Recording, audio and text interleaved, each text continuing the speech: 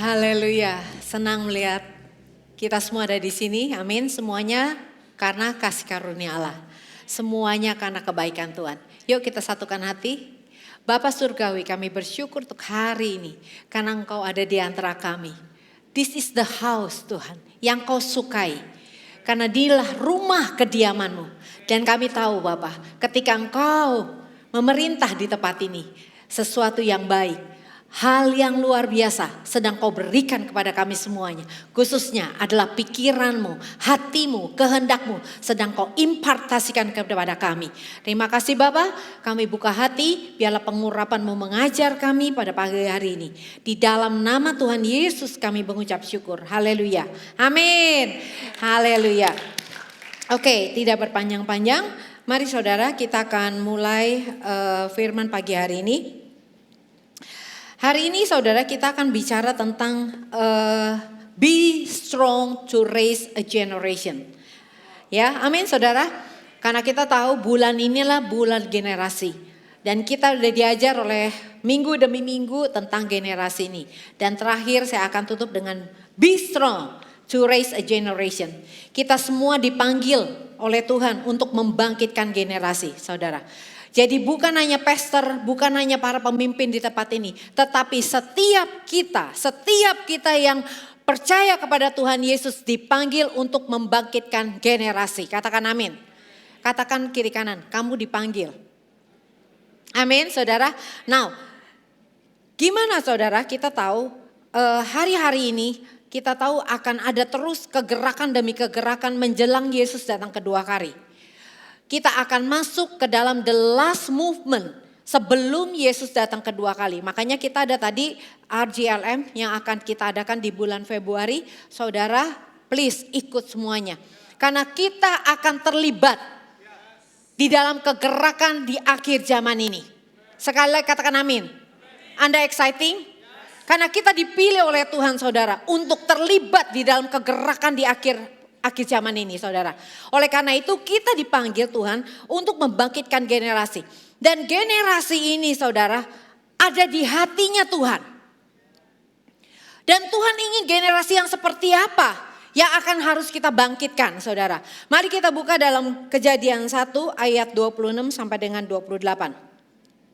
Saya rasa di sini ada ya, di slide-nya saya udah buat. Mari saudara kita baca sama-sama. Saya ingin segenap hati Anda baca firman ini saudara. Haleluya. Kejadian 1 ayat 26 sampai dengan 28. Mungkin Anda buka di Alkitab Anda atau buku Anda, oke? Oke, saya yang bacain. Kemudian Allah berkata, marilah kita menciptakan, saya dari terjemahan sederhana Indonesia ya saudara. Marilah kita menciptakan manusia supaya menyerupai kita dan mencerminkan sifat-sifat kita. Mereka akan berkuasa atas seluruh bumi, yaitu atas segala ikan-ikan di laut, burung-burung di udara, hewan, ternak, binatang liar, binatang melata, dan binatang yang merayap di tanah. 27. Maka Allah menciptakan manusia supaya menyerupai dia. Allah menciptakan mereka laki-laki dan perempuan. Dan kemudian Allah memberkati mereka. Allah memberkati dengan apa saudara? Berkata. Saya ingin Anda nangkep ya saudara. Ini ketika saya baca ayat ini saudara. Ketika Allah memberkati dan Allah berkata. That is power. Ketika mulut Anda akan pakai seperti bagaimana Allah memakainya, sesuatu pasti terjadi. There is power in your mouth. Amin saudara, ada perkuasa dalam mulut kita. Allah memberkati dan berkata, beranak cuculah hingga kalian menjadi banyak. Penuhilah seluruh bumi dan berkuasalah atasnya. Hendaklah kalian berkuasa atas semua binatang di laut, di udara dan di bumi. Saudara, kejadian ini kita harus pegang benar-benar saudara. That is divine design Allah. Mengapa bumi ini beserta isinya ada, termasuk manusia.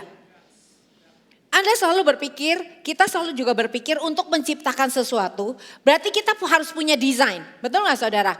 Siapa di sini pembuat baju? Desainer atau arsitek? Arsitek itu selalu menciptakan desain untuk berikutnya menjadi satu bangunan yang nyata. But start from design. Nah, kejadian ini saudara, this is the design apa yang Tuhan mau kerjakan untuk manusia. Amin saudara. Jadi kita ini saudari dipanggil oleh Tuhan untuk membangun generasi yang seperti ini saudara. Generasi yang jenis apa yang Tuhan mau? Coba kita lihat. Saya udah breakdown saudara.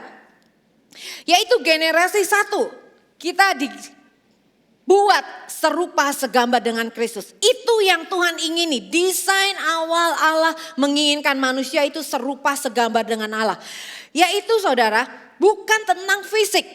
Katakan not about physical. Yes, itu adalah tentang bagaimana kita serupa segambar Dia untuk mencerminkan sifat-sifat Allah.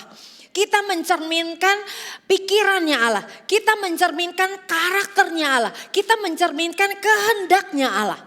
Amin saudara. Jadi jangan kalau ada orang yang goda-godain orang Kristen. Apa tuh serupa segambar sama Kristus? Emang kamu kayak Allah gitu ya? Yes, kita harus berani menjawab. Setiap anak Allah harus bisa mencerminkan siapa Allah kita. Amin saudara. Nah yang kedua, Allah menginginkan supaya kita mampu bermultiplikasi. Katakan mampu bermultiplikasi. Jadi itu desainnya Allah untuk kita bisa bermultiplikasi. Sekali lagi saya katakan itu bukan hanya tentang fisik. Mungkin Anda yang menikah, melahirkan keturunan, itu secara fisik. Tapi bagaimana dengan orang-orang yang dipanggil seperti Paulus gak menikah? Apakah mereka berarti lepas dari kejadian satu tadi, bahwa dia gak punya tanggung jawab untuk bermultiplikasi? No, saudara. Setiap kita menikah atau tidak menikah, bahkan Galatia 4:27 katakan, kita ini akan melahirkan keturunan lebih daripada yang punya suami. Artinya setiap kita ini dipanggil untuk bermultiplikasi. Memultiplikasikan apa? Secara spiritual. Katakan amin. Ya saudara. Yang ketiga, penuh kuasa. Desain Allah adalah untuk manusia itu penuh kuasa. Jadi Dia bukan menciptakan manusia yang kalah dengan bumi ini. Yang kalah dengan ciptaan yang lain saudara. Penuh kuasa berarti kita bukan saling menguasai antara manusia dengan manusia. Tapi kita menguasai semua ciptaan Allah yang lainnya untuk bisa bermanfaat. Sehingga bumi ini bisa bermanfaat buat yang tinggal di dalamnya. Amin saudara. Jadi Anda benar-benar saya kalau melihat wajah-wajah Anda saya melihat wow. Kita ini semua dipanggil untuk what a wonderful calling gitu loh. Untuk panggilan yang luar biasa ini. Jadi stop untuk sekali lagi melihat diri Anda. Ya siapa saya ini? Stop.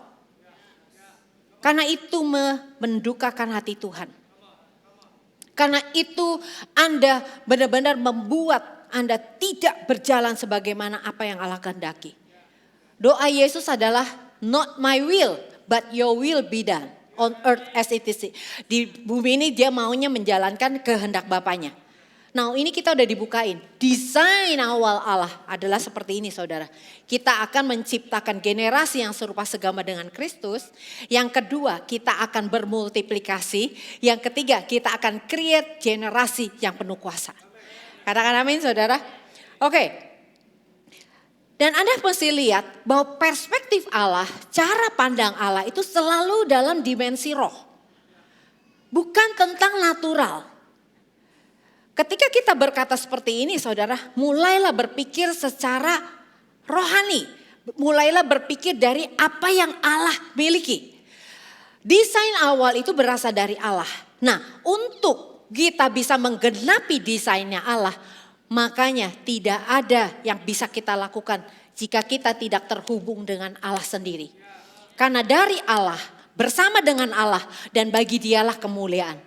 Jadi kita untuk bisa melakukan desain Allah ini, we must connect dengan Tuhan sendiri. Katakan amin. Kita harus terkoneksi dengan Allah karena Dialah yang pemilik desain semuanya. Dan kita hanya bisa mendownload di muka bumi ini ketika kita terkoneksi dengan Dia. Katakan amin. Ya saudara. Oleh karena itu, karena kita bergeraknya di dalam dimensi roh, Dimensinya Allah itu selalu dimensi roh.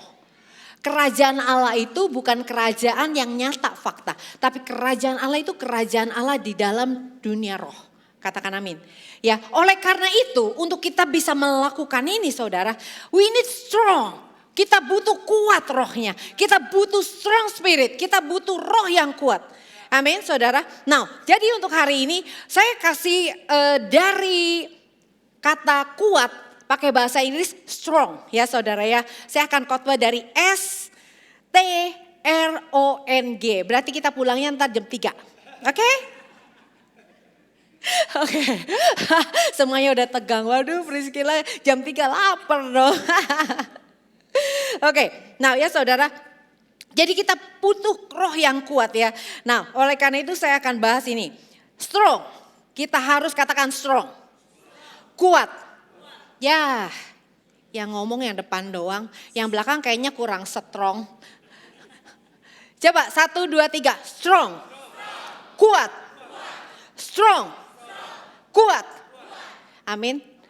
Ah, oke itu baru sip. Ya, oke. Number 1, strong itu apa sih singkatan strong yang saya buat, yang saya dapatkan inspirasinya? 1, saudara, sold out to Jesus Christ. Yang kedua, SET, teachable spirit. Yang ketiga, R, robust in spirit and truth. Yang keempat, only believe, not fear. Ada terjemahannya ya saudara ya. N, never give up. Yang terakhir, G, giver as a lifestyle. Jadi kita akan bahas dari ini saudara. Yang pertama, ya kita masuk ya yang pertama. Sold out to Jesus Christ.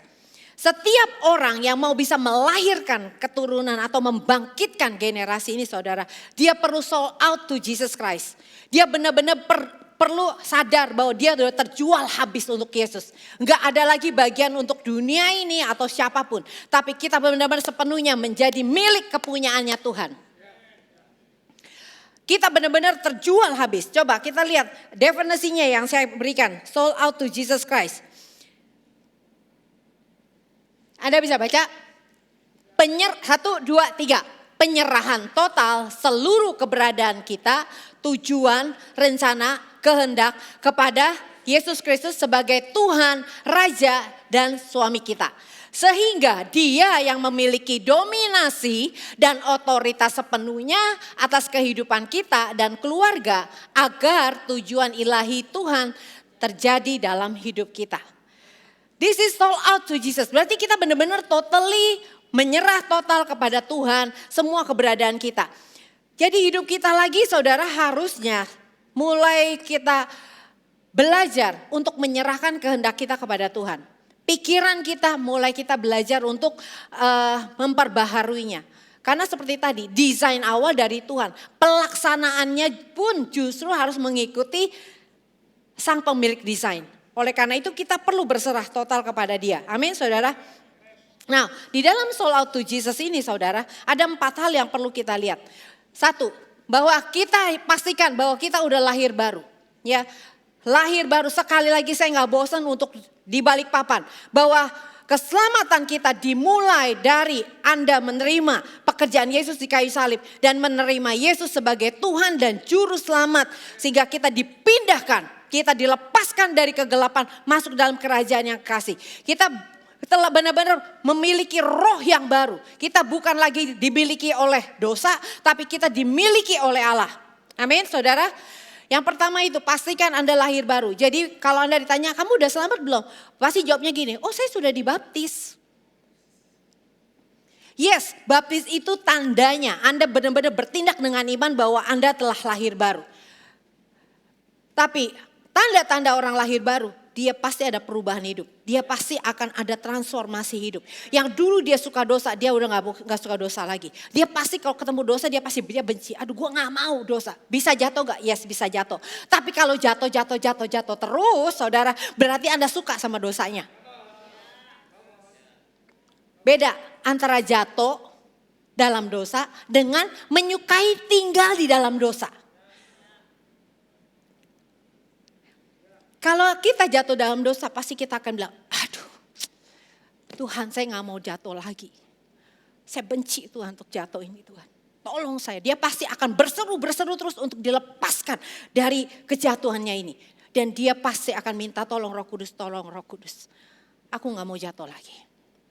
Tapi kalau orang yang suka dosa, ya jatuh lagi. Ya namanya juga gue manusia, ya jatuh terus gak apa-apa lah. Nanti Tuhan ampunin.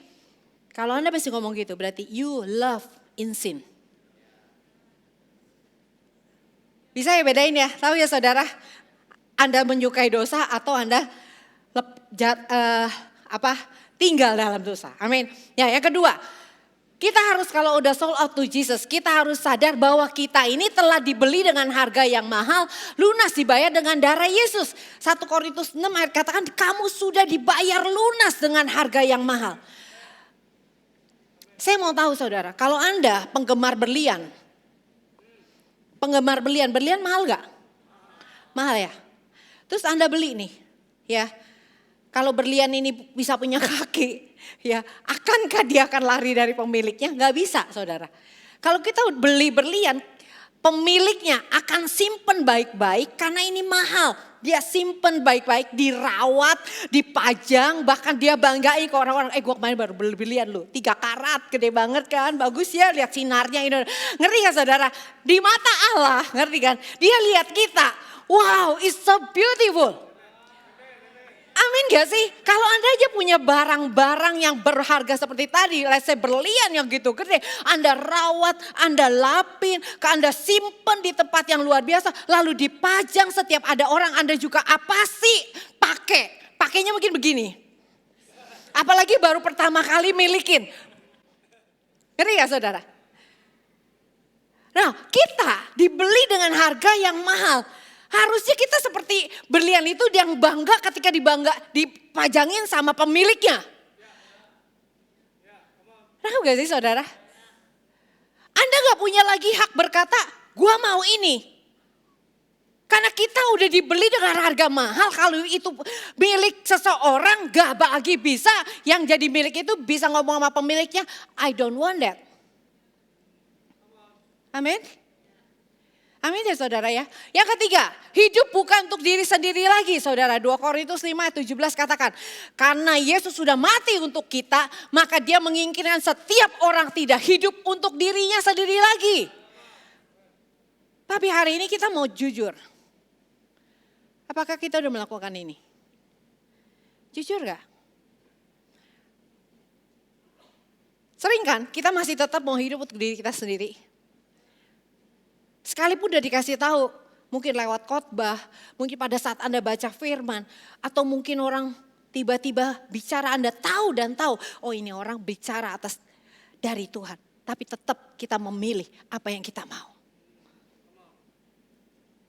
When we sold out to Jesus untuk bisa menjadi kuat, untuk kita bisa melahirkan, membangkitkan generasi, pastikan kita hidup mulai sekarang, mulai bilang Tuhan help me. Ajar aku Tuhan untuk hidup bukan lagi untuk diriku lagi. Amin saudara. Yang keempat, orang yang sold out to Jesus pastinya akan dipimpin oleh Roh Kudus. Makanya setiap kita pun gak ada alasan ya saudara. Untuk bilang saya tidak bisa mendengar suara Roh Kudus.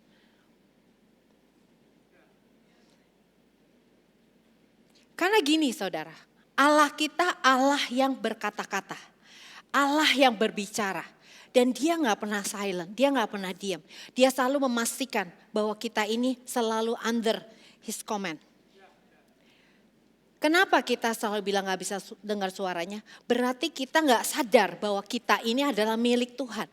Yesus berkata orang yang setiap lahir baru itu di mata dia adalah dombanya Tuhan. Yohanes 10 ayat 26 katakan bahwa setiap domba bisa mendengar suaranya. Katakan amin saudara. Hari ini kita mau rubah, coba hari ini kita mau mulai berdiri, mulai percayai firman itu di atas fakta kita. Setiap hari mulai berkata Tuhan, I want to hear your voice. Saudara, saya percaya di setiap kita ini ya saudara, punya spesifikasi khusus bagaimana Tuhan berhubungan dengan kita masing-masing.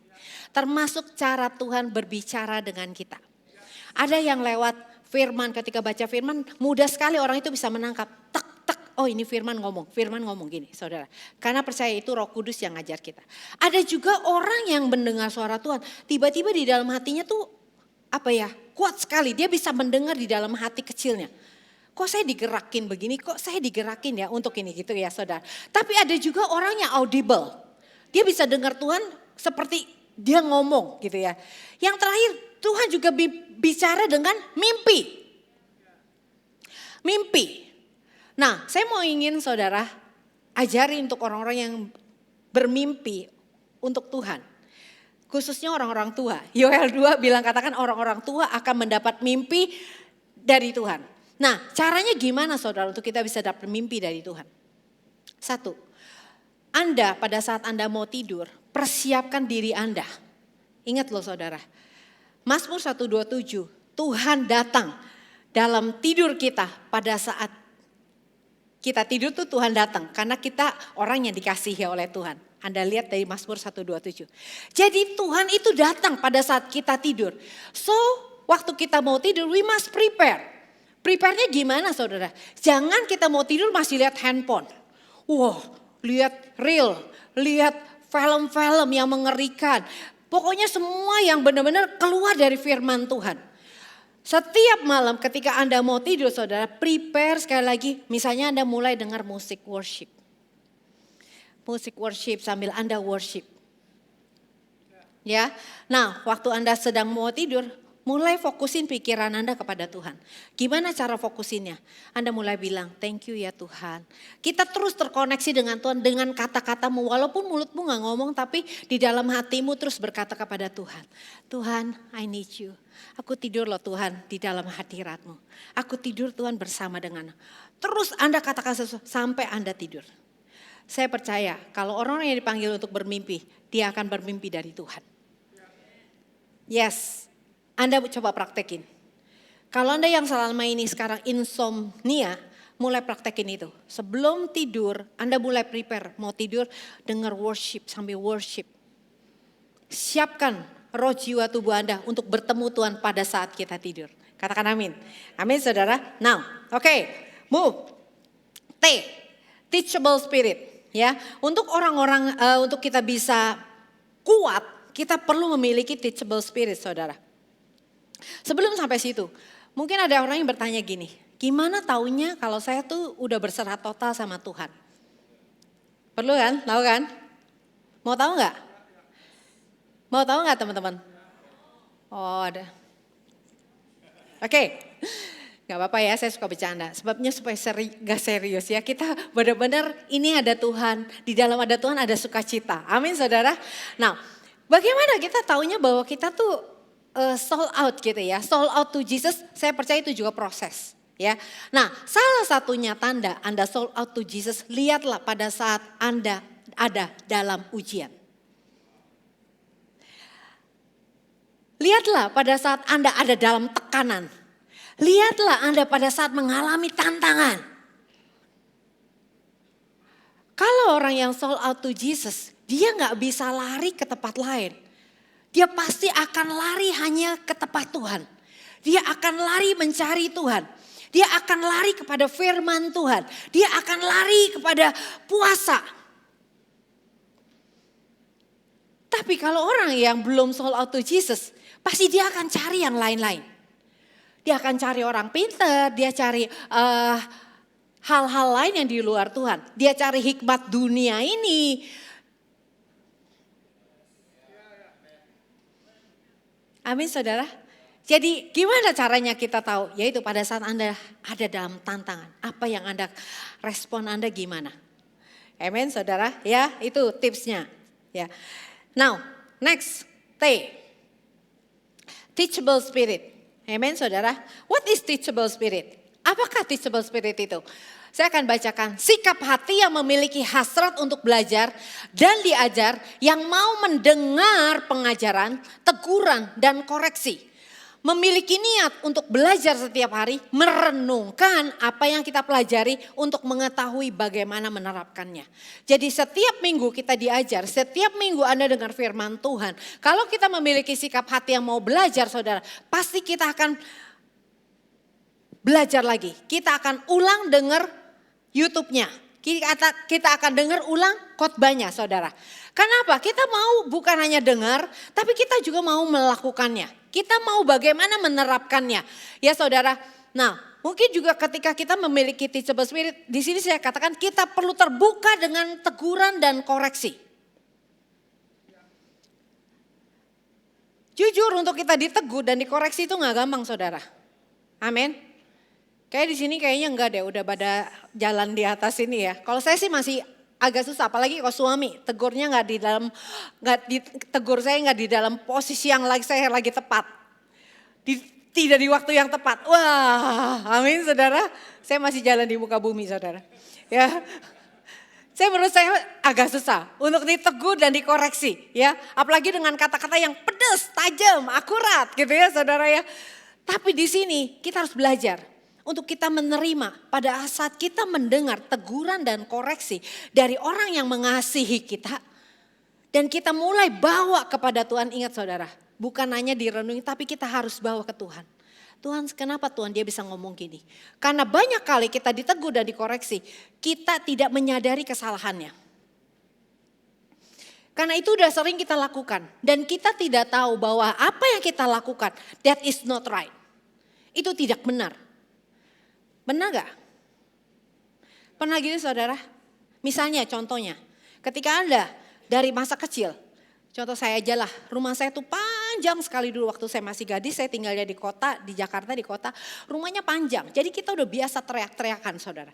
Jadi kalau di depan ada tamu untuk papa kita langsung teriak, papa ada tamu gitu ya saudara. Makanya ketika saya khotbahnya suaranya udah besar ya. Kenapa? Karena latihannya dari kecil saudara ya.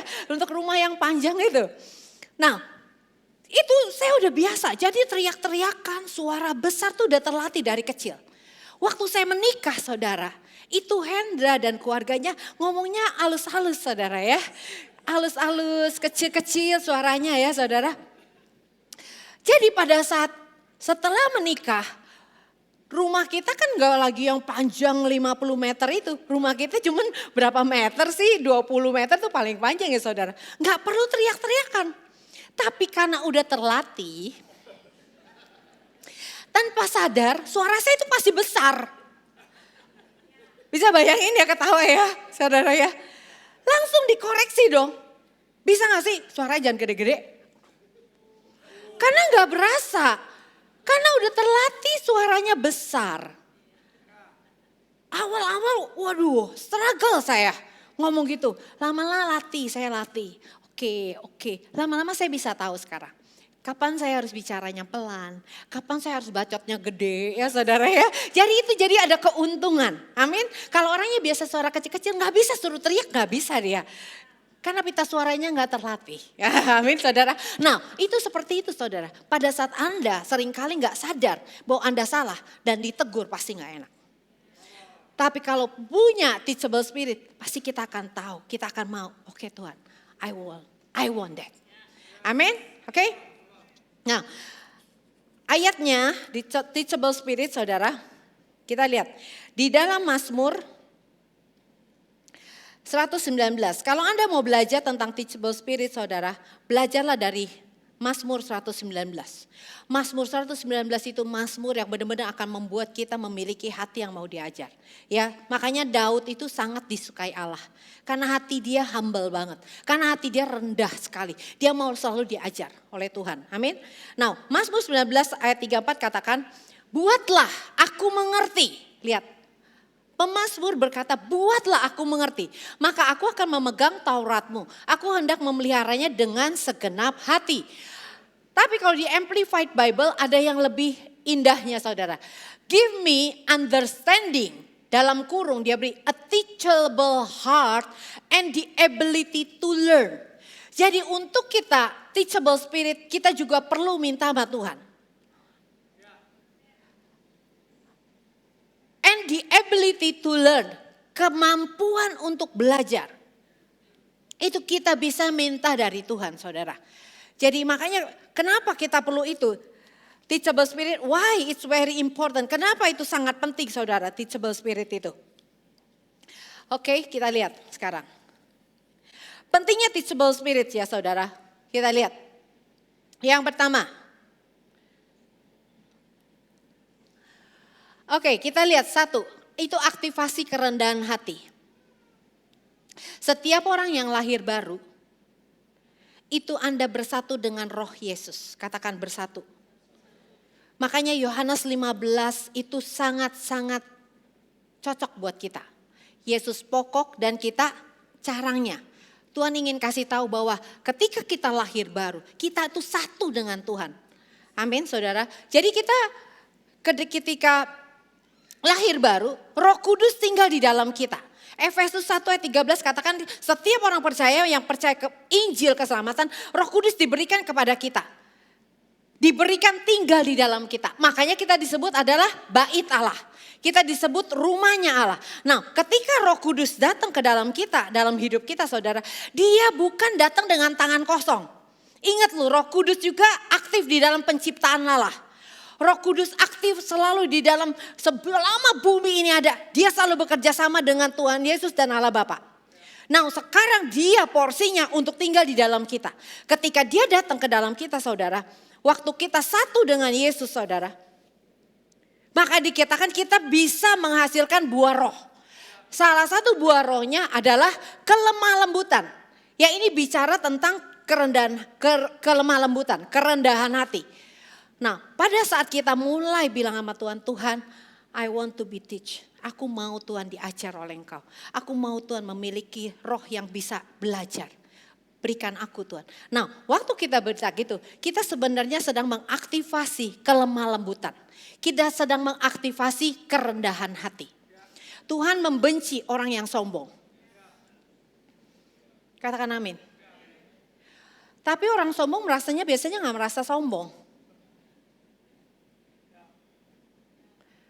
Orang sombong itu merasa dia gak perlu belajar lagi. Dia merasa gak perlu diajar.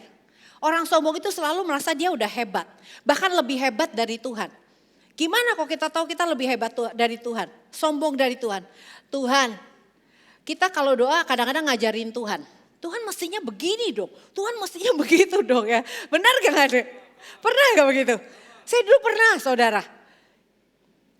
Walaupun saya gak tahu firman banyak, tapi saya kalau doa sok ngajarin Tuhan. Mestinya begini dong Tuhan, mestinya begitu ya saudara. Tapi pada saat saya mulai masuk ke dalam firman lebih dalam lagi, aku gak berani. Karena ternyata dia jauh lebih pintar dari saya. Dia jauh lebih hebat dari saya. Langit bumi aja dia ciptain dengan segala. Saudara, indah-indah banget yang duduk di sini itu ciptaan Tuhan, saudara. Amin. Jadi makanya kenapa kita perlu teachable spirit, saudara? Karena kita mau hidup rendah hati di hadapan Tuhan. Kita mau benar-benar humble di hadapannya. Orang yang humble itu penuh dengan kasih karunia. Kalau hari ini Anda selalu merasa kenapa hidupku gagal? Kenapa aku gak pernah berhasil? Kenapa kok orang-orang bisa lebih maju dari aku? Padahal aku udah sama Kristennya. Aku Kristen 20 tahun, dia baru 5 tahun. Kenapa dia udah jadi leader? Mungkin ada yang nanya-nanya ketika di sini ada pemimpin. Kenapa dia baru masuk ya? Kok dia udah jadi leader ya? Saudara, jangan-jangan kita selama ini sombong. Jangan-jangan selama ini kita selalu merasa lebih hebat. Orang yang humble, saudara, dia pasti akan penuh dengan roh yang lapar dan haus akan kebenaran. Dia pasti akan mengejar Tuhan. Amin, saudara. Datang ke gereja pun pasti gak akan asal-asalan. Karena dia lagi, dia sudah mempersiapkan hatinya. I want to be filled with the word of God. Kami mau dipenuhi dengan firman Tuhan. Amin, saudara. Jadi hati-hati dengan kesombongan. Kadang-kadang itu sangat gak kelihatan. Amin. Ya. Jadi teachable spirit itu we need teachable spirit. Anda boleh foto ya saudara. Nanti itu kan ada ayat-ayatnya. Nah, di rumah kalau Anda punya teachable spirit, Anda mulai baca ayatnya. Amin. Karena saya ngomong ini benar-benar dari apa yang ayat-ayat itu saudara. Ya, oke. Oke. Now next. Setelah yang kedua. Mengerti rahasia kerajaan Allah. Mengerti rahasia kerajaan Allah, saudara. Itu karena kita kan tadi waktu kita lahir baru, kita dipindahin dari dunia yang penuh kegelapan ini masuk dalam kerajaan Allah. Kan tadi saya bilang kerajaan Allah itu tentang spiritual. Masih bisa bertahan saudara? Masih bisa? Oke. Kita dipindahkan dalam kerajaan yang kekasih. Siapa di sini yang udah langsung tahu, oh kerajaan Allah tuh ini loh. Kerajaan Allah tuh seperti dunia ini mungkin Anda bayangin. No, kerajaan Allah itu sangat berbeda dengan dunia ini.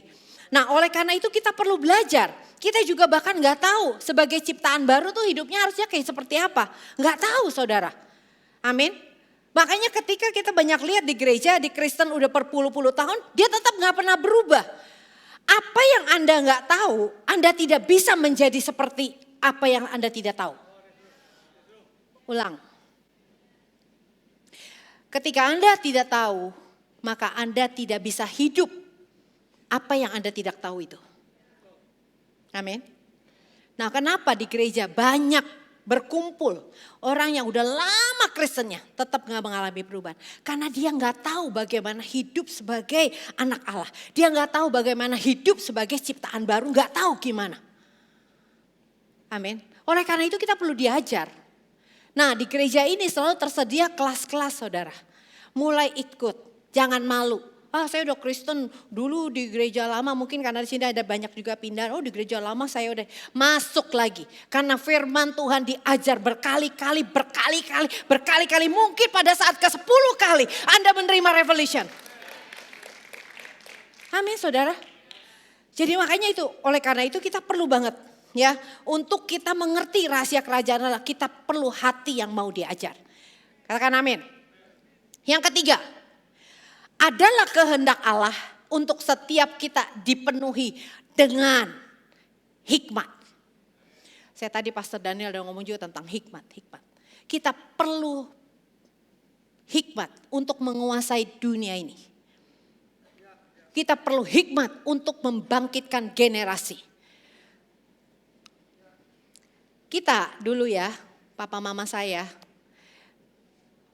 sekolahnya gak tinggi. Di mereka orang yang sederhana, ya saudara. Nah dengan kesederhanaannya mereka, yang mereka tahu adalah nilai-nilai secara Chinese. Ya, nah itulah yang saya terima dari orang tua saya. Yang sangat terbatas. Dan dia gak pernah tahu firman, karena dia bukan menyembah Yesus. Dia menyembah yang lain saudara, agama nenek moyang. Dia gak bisa ajarin saya tentang siapa Tuhan. Jadi kehidupan saya yang saya tahu adalah dari orang tua itu yang terbatas itu saudara. Oleh karena itu saya disekolahin sama mereka. Supaya saya bisa lebih pintar dari mereka. Amin saudara. Nah sekarang saya udah sekolah. Saya sudah agak pintar dari orang tua saya. Dan saya mulai download ke anak saya. Apa yang saya tahu. Apa yang saya tahu itu yang saya kasih ke anak saya. Nah saya juga mau anak saya lebih pintar dari saya. Saya pun sekolahin mereka, bahkan dia harus menjadi lebih tinggi sekolah dari saya. Amin katakan. Nah jadi sekarang kita sebagai anak Tuhan, mau taunya cuma oke, saya ke gereja. Tadi pastor ngomong apa? Matanya lalatan. Ya pokoknya inilah. Pokoknya lahir-lahir baru gitulah gitu ya saudara. Udah stop. Nanti home.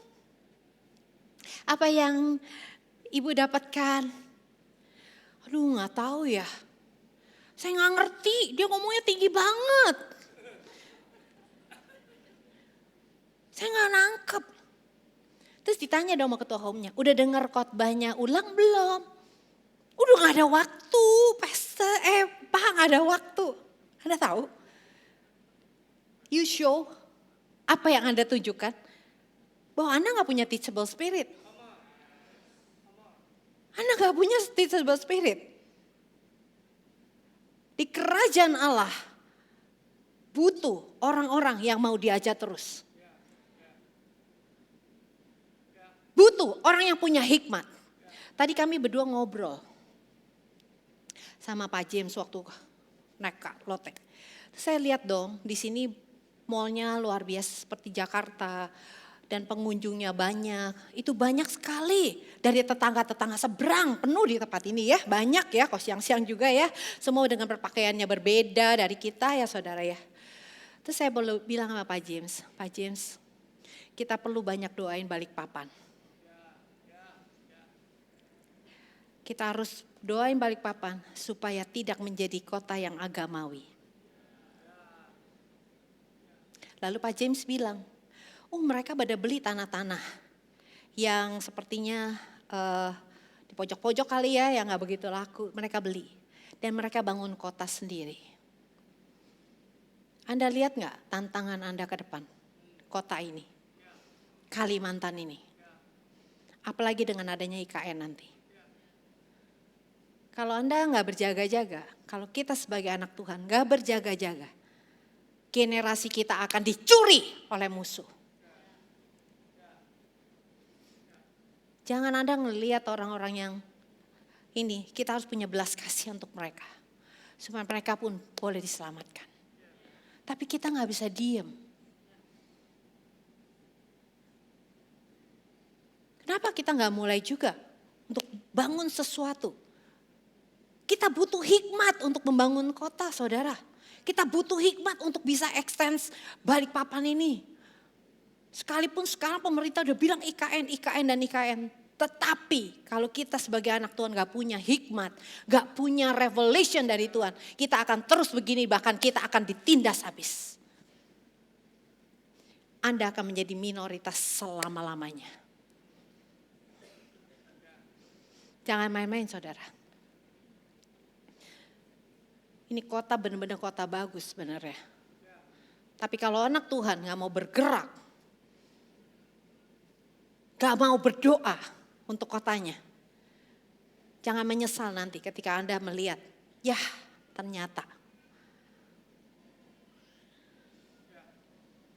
aku bukan bicara tentang ras, agama dan gak. Firman Tuhan beritakan, pergilah dan beritakanlah Injil dan ajarlah mereka. Baptislah mereka. Amin. Kita butuh hikmat. Oleh karena itu kita butuh teachable spirit saudara. Kita perlu mengembangkan teachable spirit. Jangan lagi kita biasa-biasa dengan firman. Amin. Jangan, stop. Karena kehendak Tuhan bahwa kita adalah orang-orang yang penuh hikmat. Orang-orang yang spesial. Mungkin orang yang gak kenal Tuhan ada masalah harus datangnya kepada Anda. Kepada saya. Di tempat kita kerja masing-masing. Memang tadi Pastor Dhani bilang tentang pemimpin. Mereka aktif di gereja. Tapi how about di luar? Kita bisa jadi pemimpin di luar loh saudara.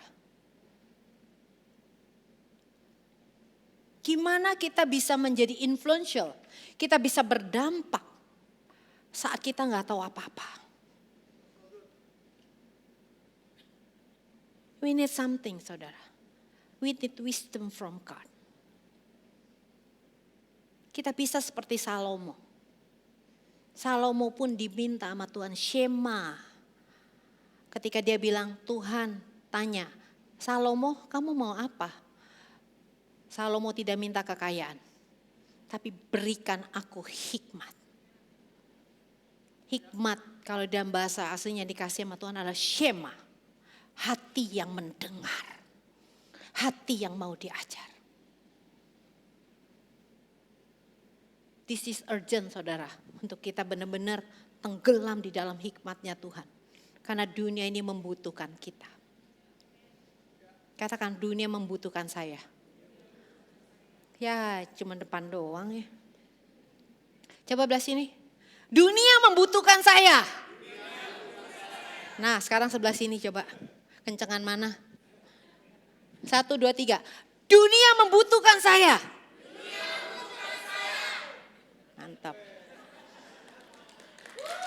Amin. Walaupun dia kecil ya, dia gak tahu apa yang dia ngomong. Tapi ingat loh, ada Roh Kudus. Ingat loh, kita melakukan hal ini di sini. This is not motivation. Ada Holy Spirit di sini yang menangkap. Apa yang Anda ucapkan, itu dia akan jadikan. Kalau yang ucapannya hati, mulut, pikiran satu. Nangkep gak? Bukan cuma beo. Tahu beo? Kalau beo coba dia ikut gitu ya saudara. Tapi kita bukan itu. Ketika kita bilang saya pasti bisa.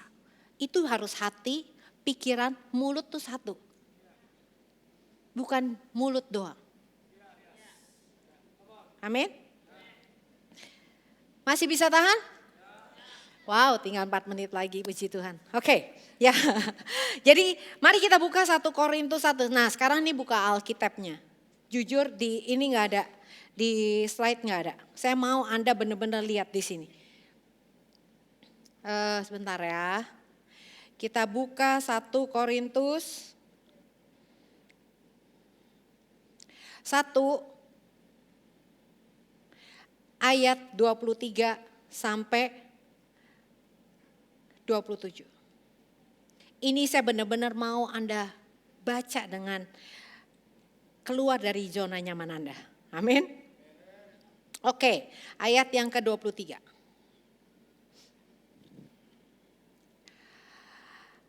2, 3, baca.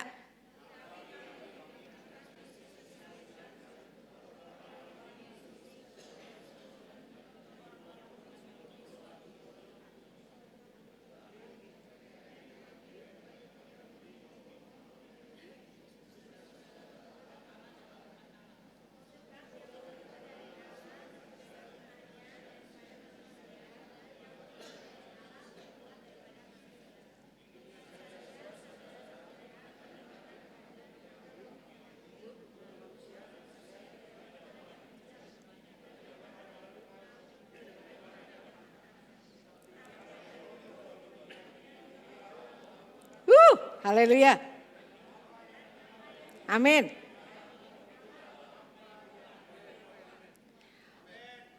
Anda bahagia gak sih baca ayat ini? Saya mah benar-benar wow. Pertama, ketika Anda merasa Anda tuh lemah, bodoh, mulai katakan ini. Kristus, engkaulah kekuatan Allah. Engkaulah hikmat Allah bagiku. Dan engkau tinggal di dalam aku. Oleh karena itu aku tidak akan pernah kekurangan kekuatan. Aku tidak akan pernah kekurangan hikmat. Amin gak sih saudara? Firman ini kebenaran gak? Kebenaran saudara? Atau ini cuma tulisannya Paulus lagi iseng-iseng? Dia tulis-tulis. Kristus adalah kekuatan Allah dan hikmat Allah. Jadi jangan pandang endeng juru selamat kita.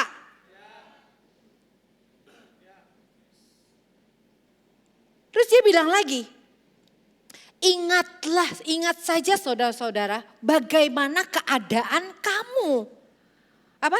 Ketika kamu dipanggil untuk ukuran manusia tidak banyak yang bijak. Berarti sekarang mereka bijak gak? Orang Korintus bijak gak setelah dipanggil sama Tuhan Yesus? Hah saudara? Coba ya ulang ya. Ingat saja saudara-saudara bagaimana keadaan kamu. Ketika kamu dipanggil menurut ukuran manusia tidak banyak yang bijak. Berarti kita sebelum dipanggil sama Tuhan Yesus belum jadi anak Tuhan Yesus itu goblok. Kita bodoh di mata Tuhan. Tapi ketika kita menjadi anak Tuhan dibilang berarti sekarang banyak yang Anda adalah orang yang bijak. Amen? Kayaknya gak pada bangga deh. Bilang saya orang bijak. Karena Kristus. Terus dia bilang lagi, tidak banyak orang yang berpengaruh. Berarti dulu sebelum kenal Tuhan gak ada pengaruhnya. Hanya sebatas manusia biasa. Tapi sekarang dimanapun Anda berada. Kalau Anda adalah anak Tuhan, Anda adalah orang yang berpengaruh. Katakan amin. Yang ketiga, tidak banyak orang yang terpandang. Jadi dulu Anda lewat orang gak lihat. Anda di kantor kayaknya ada dan tidak ada. Tapi now, setelah Anda menjadi anak Tuhan, engkau menjadi orang yang terpandang. Berarti Anda gak akan duduk di posisi yang sama bertahun-tahun. Karena Tuhan akan membuat promosi. Siapa yang bisa terpandang kalau bukan dia duduk di atas? Saya mau tanya, ketika kita duduk di sini, Devi duduk di depan, dia kelihatan gak? Answer me, kelihatan gak Devi di depan? Gak kelihatan. Coba Devi kau naik ke sini. Coba Devi naik ke sini. Kelihatan gak saudara? Now, itulah hidup Anda. Anda akan menjadi orang yang terpandang. Kalau hari ini Anda berasa hidup Anda biasa-biasa. Anda berasa hidup Anda tidak ada yang benar-benar bisa dipandang. Percaya Tuhan akan membuat Anda menjadi orang yang bijak. Orang yang berpengaruh dan orang yang terpandang. Amin. This is not bukan tentang kamu. It's not bukan tentang kita. Tapi dia mau lewat kita melahirkan generasi. Membangkitkan generasi. Pastikan Anda sekarang mulai melihat sekeliling. Di kantor Anda, di sekolah Anda, di kampus Anda, di pasar ibu-ibu. Siapa orang yang bisa aku jamah? Siapa orang yang bisa aku dekati? Karena generasi itu bukan hanya tentang saya melahirkan anak saya. Tapi saya bisa melahirkan generasi yang sama dengan saya.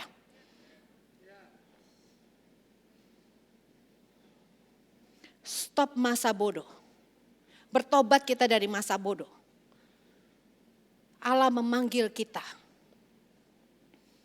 untuk membangkitkan generasi. Amin. Haleluya. Saya akan tutup dengan ini. Yang slide terakhir. Saya mau kita semua baca dengan segenap hati kita. Slide terakhir. Oke. Anda bacalah dengan segenap hati. Hati, mulut, pikiran satu. Karena itu kehendak Allah. Ini kehendak Tuhan. Oke, 2, 3. Membangkitkan generasi adalah panggilan dan tanggung jawab bagi setiap anak Allah. Ulang sekali lagi.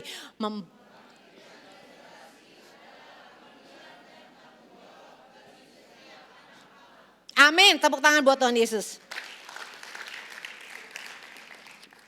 Saya tutup dengan mimpi saya. Pada satu waktu kenapa saya bisa mau juga raise about this generation. Pada satu waktu saya mimpi. Saya tiba-tiba ada di dalam kayak air. Di dalam air, kayak air. Air, terus ada banyak bayi-bayi yang jatuh ke dalam air itu. Anak bayi-bayi, itu bayi loh dibilangnya. Lalu ada suara bilang selamatkan mereka, selamatkan mereka. Saya berusaha selamatkan mereka.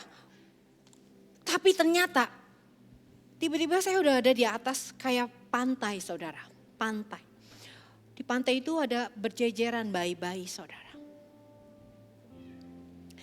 Bayi-bayi yang berjejeran itu saudara adalah bayi yang mati.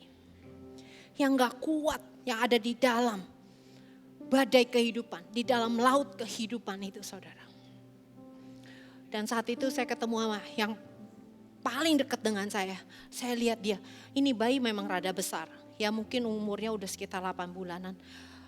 Saya langsung bilang, sorry ya baby. Saya bilang, aku gak bisa selamatin kamu. Dia udah, napasnya udah satu-satu saudara.